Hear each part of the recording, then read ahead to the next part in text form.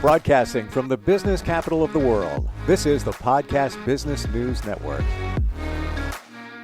And welcome back, everybody. We've talked before about anxiety. You probably have even heard since COVID, the number of people with reported anxiety has escalated. Yeah, COVID was a major situation. We're years out of it, although I just saw a post from somebody flying out of a New York City airport, and he said, everybody's wearing masks. You know, how sad. But that fear that came from the anxiety that escalated everything is kind of in the rear view, but the anxiety still is there for a lot of us, or newly diagnosed anxiety, or thought to be. Is it anxiety? What is anxiety?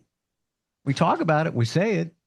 Do we all have it? We're going to dig into that today. She is a wonderful psychotherapist, works with people anywhere of any type, could be kids, could be adults, couples, relationships. And she's back with us. Susie Engel is on the program. How are you doing today? I'm great, Steve. Thank you for asking. And how are you? Real well, real well. And I'm going to start with this question because I say this in my circle, but I wonder if it's actually true. We all have anxiety, yes or no? Yes, but that doesn't mean we're all diagnosed with anxiety. I didn't say that. We all yes, suffer from it. Everybody at has some point, anxiety. Some moment you could be even keel, as they say, cool as a cucumber. Everything's fine. And then a situation presents you. Maybe your boss says you have to speak in front of 500 people on Thursday. Make sure you're ready, and it's formal dress. Now, escalation of what we would call anxiety. So, and then after it's done, you might be back at your baseline, everything's cool level, but it is anxiety. So I always wondered if it's, and it helps us in a lot of ways too. We always think of it as a negative. Yes. That's why it's good to not use that word and to pretty much, start saying other ways to describe what we're experiencing. My clients at the start of work often say, and it could be the teens, it could be the children, it could be the adults, my anxiety.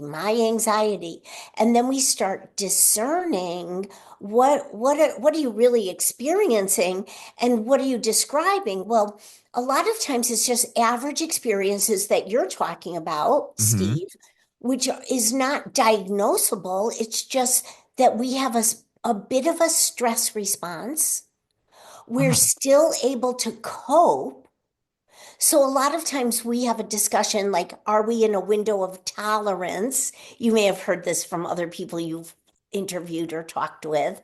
Are we in a window of tolerance if we're tolerating and even bumping way up to the top of our window of tolerance, we may feel a stress response, but we're still coping. We're still grounded enough to say, wait a minute, the reality is, I'm not going to go for a swim in the ocean and get torn up by a white shark. Not today. Right today. No. It could happen, though. Let's be honest. At any time, if it's the water's warm enough to swim in, there could be a great white lurking. It's possible. Let's be real. And also, what if we go to the beach and everybody's like, oh my gosh, there's a jellyfish. There are lots of jellyfish in the ocean where we swim, at least where I swim. And the thing is, then we have a stress response. So we have to make a decision. And some people will still, say, ugh, I really hope I don't get stung by a jellyfish, because it feels like that rash and it goes away after 20 minutes, but it's not fun. But on the other hand, I really want to have a great time, and it's unlikely. I don't see thousands of them in the ocean. I mean, there are weekends when you go to the beach and you can just visibly see hundreds or thousands of jellyfish, and you might say, I'll wait till the tide changes. But it doesn't matter if there's a possibility or a chance that something negative might happen. It matters what our attitude is. And we don't want to live, I know there's a new term. I mean, I don't know how new it is. That's kind of funny. Like risk adverse. You know, we don't want to live fear-based, which I often say, because then our lives get narrower, narrower, narrower, narrower, and we're not really enjoying like the freedom of live and let live. Stress response is a great descriptor. I never thought of it that way. Yeah. And you might just have a moment. So a moment of stress, and that's your response to it. Yes, and that's natural and healthy. Hmm. And like you were saying, all of us experience that. So a stress response, well, you said it earlier, you said sometimes it makes us more sharp or perform better. And that's the optimal stress response when we're just nervous enough, stressed enough, Hmm. afraid enough, where we are gonna nail it. It's like turbocharge. It's you're the football player, and you're the team that's ahead, and Yeah. you're walking onto the field during the Super Bowl. And yeah, you probably feel a little anxiety. We got to win this one. We got to, so little turbocharge, it pumps you up, but it'll go away after the game. Is it true diagnosed anxiety where you don't have a handle on it? You don't know when it's going away. Yeah, what is the true definition of anxiety, diagnosed anxiety? Well, let me just go back to that turbocharge because when we're in stress response, even for a good purpose, our nervous system um, uh, releases stress hormones. So, you know, that's when we feel that adrenaline Hmm. or, you know, there are other stress hormones, norepinephrine, epinephrine that make us able to run faster than what we usually run or perform, whether it's a sports event or whether it's a musical event or whether it's a podcast. Or speaking in front, you know, public speaking in front of an audience, whatever that is. So that pumped up feeling is true. And it does carry us through the game. Now, I'm not going to reference like the DSM-5, which is this big encyclopedia of diagnoses that really help people categorize symptoms to understand what a client or a patient might be experiencing. But I would say true anxiety is overwhelming fear, panic, um, just a lens of fear-based experience that starts this assumption that we have to be vigilant and we have to be overly cautious or else, you know, or this catastrophic thinking or ruminating thinking, you know, or our body tells us when we're feeling true anxiety. We may have um, sick feelings. A lot of people say, "Oh, I always get it in my gut. I always get it here, like the words can't come out. I always get it, the tension in my neck and shoulders. I always know." Some people get headaches, you know, so it's somatic as well. So, but true anxiety is just, you know, the extreme lens that everything is fear provoking. Hmm. That would be like for me, if I'm talking to clients, this is the way I talk. I'm not going to get into all these other, you know, descriptives that people come up with because that's how clients describe it. Yeah. And I appreciate that. It's real. You are that Overwhelm. Yeah. overwhelmed, but I'm getting this picture where somebody is diagnosed with anxiety. It's a challenge for them. Not everything, but I'm going to say many things in their life presents as anxiety. Yes. Yes. Hmm. I mean, it becomes the norm. And Right. then they assume everybody experiences this and everybody lives on high alert or in constant vigilance, you know, or, that risk adverse. So their lives are getting limited and limited in Hmm. their experiences. And, I think that my my hope would be that if most people identify that they experience anxiety because it's a common experience, like depression type stuff. These are common experiences. They don't mean it's diagnosable, but it's a human experience. But my idea would be that if it's to the point where it's impacting your life and relationships, then I think this is a beautiful conversation because as we get older, it could, cause more and more limitations in life or phobias or affect more and more relationships in our lives. And we need healthy relationships with ourselves, let alone with the others around us, Or health issues. and health issues, not even or. Yeah, yeah. Totally. And I mean, talk about the reason why they discovered anxiety as a psychological problem was a sociologist or anthropologist type person studying the human race went to his cardiologist and noticed that in the waiting room, almost everybody was fidgeting. All of the furniture was worn Oh. because of Whoa. the fidgeting. And Wow. then that started psychological research studies, and they began to formulate what anxiety is. So, Crazy. yes, yeah, I know people who have anxiety diagnosed, and it actually yeah, runs in their family as it does many times. I'm sure you've seen. And I'm just the observer. I'm just looking at it. I know some that have anxiety when issues present, but that same person, when things get quiet, they get anxious. They have anxiety. They almost freak yeah, out yeah. because they're not used to things calming down. Oh, I wasn't sure what direction you were going to go till you finished your sentence.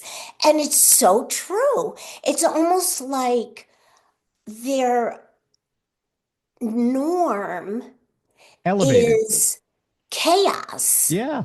inside. And get this, another clue of people who are anxious are people who are controlling. Because get it, like if they're feeling out of control internally and they're always churning with their nerves and their vigilance and their stress, and out here, they can be like a little authoritative and a little bit controlling, and they need everything in order.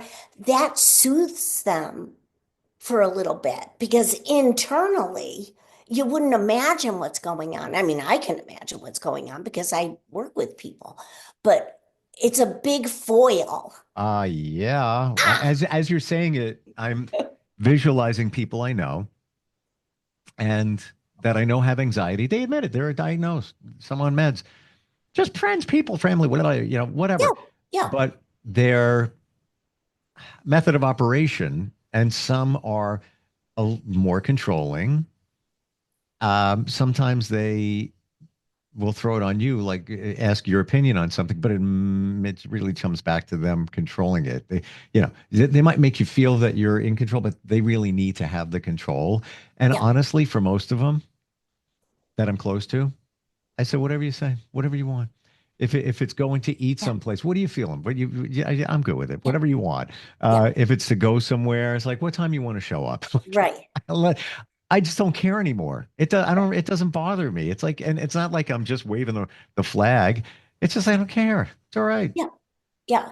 But I mean, I like to understand that about certain people For sure. that when they it's almost like showing your poker tell. Face. Yeah, yeah, You yeah. know, and if somebody is, or I see it in a lot of parents when families come, and then I understand like these parents are really, really nervous. I mean, it's very stressful to be parents, but they don't want to show, so they have this stoic, controlling, and it's not healthy for the relationship because it really pushes the children. They're not feeling the attunement, they're feeling the fear and the stress. So then the kids, start absorbing it. And a lot of times things are predisposed genetically, but if environmentally we've already coped with this and figured it out in therapy, then we're not transferring it to the next generation.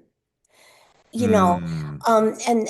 and so even if it's in our genealogy, it doesn't mean that it has to present in day-to-day life. But when it does present, it could also be because of these environmental, like my mother, not my mother personally, but if I said, as an example, hypothetically, my mother was always worried about being late to a situation and would rush, rush, rush, and then wouldn't want anybody in the family to leave the house without looking perfectly prim and proper. But then we were always in a rush, rush, rush. And that comes back to when there is calm, Hmm. chaos, because Hmm. everything is uber stressed. And I Well, don't mean Uber, the company. you said the word, so I was just about to go there. Anxiety, stress, anxiety, stress. Are they the same? Yes. Are they exactly the same? No. Difference is, Like if people started emailing me, maybe they would start like hmm. let's hear from the audience here. Instant Um, feedback, Steve at gmail.com if you want to weigh in. Go ahead. yeah. And you did that a couple of podcasts ago about music. I wonder if people responded. Oh, let me, Yeah, you're gonna have to go through and have them like take a look. Yeah, yeah, we'll yeah. have to follow That's up on right. that one. That's right. But I mean, is it exactly the same? No, I mean, it's pretty similar. I mean, it's fear response. So if we sense, our lookout, we have like a whole team of defenses that are on the lookout so we can do our day-to-day business.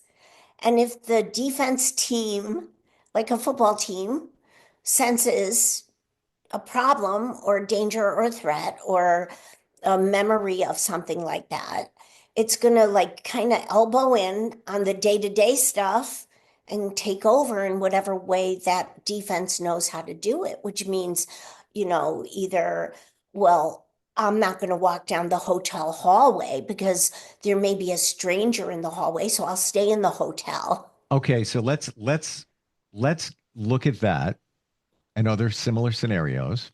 Yeah. And we're going to pivot over to, excuse us for a moment, slight woo woo spirituality, just for a moment. I want to get Yeah. your feedback on this. Stress anxiety is a response to protect you, right? For the most part, it's internally Defense. a Yes. defense, right? Is it reasonable to go with your intuition in a situation? Being able to really tap into your intuition, if you could. Let's just say, I believe I'm pretty good with intuition. Took me some time to really hear it, listen to it. I'm Yeah. in a better place with it, and I That's think great. that supports my level of stress and anxiety. Not that I had a lot. I was an anxious kid, but I worked on it. It supports your management of stress and anxiety to keep your levels low. Sure, Yes. you're in that hotel situation you just described, or any situation. It might be you're afraid you're going to lose your job. The boss looked at you, a funny way, and you're like, "Well, anxiety, stress elevates. I get it. But if you were to tap into the intuition they say we all have, Hmm. and some are different levels because we're able to block out the clutter and tap deeper into it. Would that be a good way to minimize it if you're really, all right, what am I worried about here? What am I feeling? Well, You know what I'm yes. you know where I'm going with Yes. that? And what you're speaking to is, I mean, we could view intuition as, and I think we've discussed this here and there, but not in depth.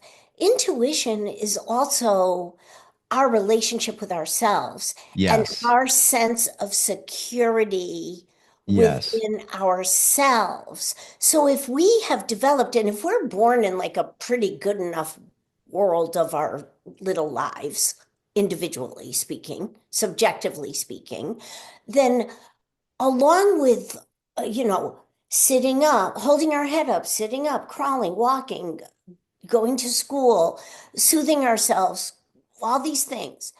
We're also developing and developing outward social skills.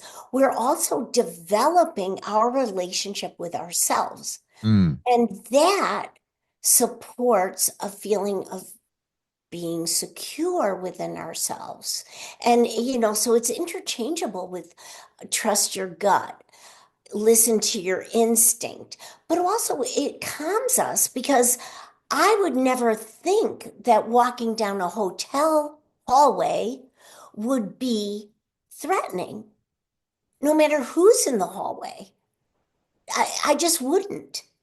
But somebody who's had a traumatic experience, for example, Hmm. or a Hmm. very scared parent, overprotective and very, overprotective and sheltering, Yeah. uh, that person has lots of reasons to not listen to themselves and trust themselves because they haven't developed that relationship with themselves and that sense of security.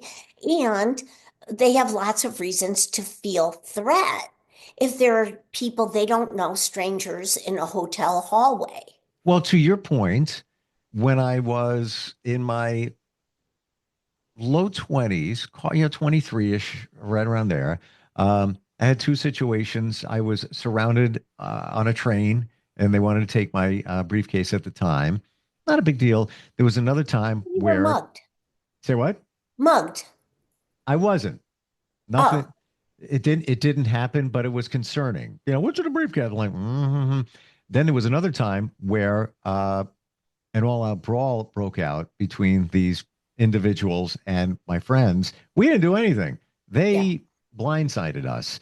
And I won't even go into the details. It was just crazy. I'm not worried or concerned. I'm just on alert. So, like you say, there's maybe somebody sketchy in that hotel hallway. I'm not going to avoid that hotel hallway. No problem. I'm just going to be looking. That's it. I got you. I see you. And if I need to act, if probably not, it's there. Yeah. Just alerted, I mean, yeah. I mean, that's a great example and probably like a whole nother like half an hour lifetime of conversation. But listen, when people have these experiences that you've described that you've had, I'm an EMDR therapist. So I'm geared to helping people get to the root of their vigilance. And I'm not saying that you're off the wall about that. I think no, it's no. sensible and it's proportionate, we could say. I'm happy I do that. I'm not Yeah, anxious. yeah, It's that won't happen to me ever again. Why did it happen? I turned my back on somebody, and that's where I got clocked, and then that's ensued the whole big, brouhaha, if you will. Um, but I now, like that. I like your processing of that. now I'm just It's aware like, yes, when I need to be. awareness is the key. Yeah, When I need to be. If you're if I'm walking through New York City, there's a low level of me, me, me, me, me. I'm just looking, I'm observing. I'm not like, what guys, yeah. no, just looking, just Love New around. York. What? That's it. Nothing more than that. Just the awareness. But for somebody else, that could elevate, like you said, I'm not going down that hallway. There's somebody in the hallway. Yeah, it's a cleaning person. you know, I'm not minimizing anything, but we all deal with things in all different ways. Final question. Uh, Stress, anxiety, cortisol. Yeah. Are people, and I hear the release of cortisol dictate your weight or can or can? Oh, it can. One of my philosophies, if I have clients who are struggling with weight, is helping them with stress management. Because for me, most people put on weight because of the release. And remember, we started with this, with that release of stress hormones.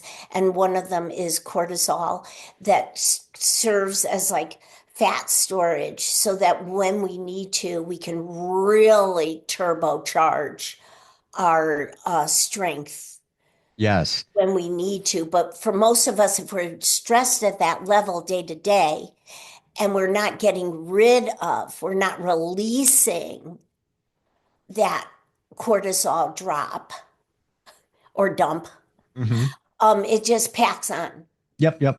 I And went same through with it. medications for all this stuff too. Well, of course, you try to avoid that. So what's the option? Minimize your It's stress and minimum, no stress, and manage your stress manage and it. identify it. And if there is a route to it that we can shift our perspective, you're good to go for the rest of your life, Well, I And will tell you at this point, the engineer on this show is having a stress response and saying that we have to wrap it up. oh yeah, we've got to go. Not Sorry. me. I Oh, don't care. thanks. I'm Or her. fine. I'm getting um, Susie, wonderful talking with you about this today. So paramount for all of us. Yeah. Um, yeah, and number of different things identified. And if it's not you dealing with an elevated level of stress, you know somebody who is, I'm sure, or anxiety. Very common. Best way to find you. How do we do that? I think the best way is my website, and it's my full name, Susan Engel hyphen LCSW. So it's SUSANENGEL hyphen LCSW.com. Always great talking with you. Love Thanks, Steve. your level of being grounded and making this easy to understand. I never feel like I'm having a conversation with somebody who's gone through clinical training. Honestly, Yeah, it's that's a just good like thing. no, And yet I do everything according to brain research. It's amazing. I'm Yeah. not saying you don't. I love Yeah. how you make it easy for the rest of us to understand in examples that we can understand. I appreciate that. Thank Very you. relatable. Yes, you are. And looking forward next time we get together. Yeah. Thank you, Steve. Thank you. We'll be right back.